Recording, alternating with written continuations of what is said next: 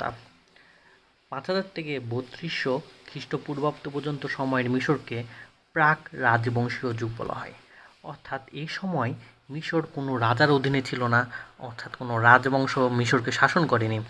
এই সময় প্রাচীন মিশরীয় সভ্যতা 5000 থেকে 3200 খ্রিস্টপূর্বাব্দ পর্যন্ত সময়ের মিশরকে প্রাক রাজবংশীয় যুগ বলা হয়। অর্থাৎ এই সময় মিশর কোনো রাজার অধীনে ছিল না, অর্থাৎ কোনো রাজবংশ মিশরকে শাসন করেনি। এই সময় মিশর কতগুলো ছোট ছোট নগর রাষ্ট্রে বিভক্ত ছিল, এগুলোকে বলা হতো নোম।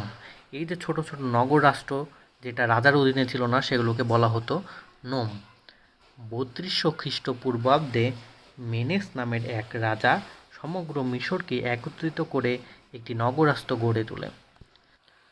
দক্ষিণ মিশরের মেমফিস হয় এর রাজধানী।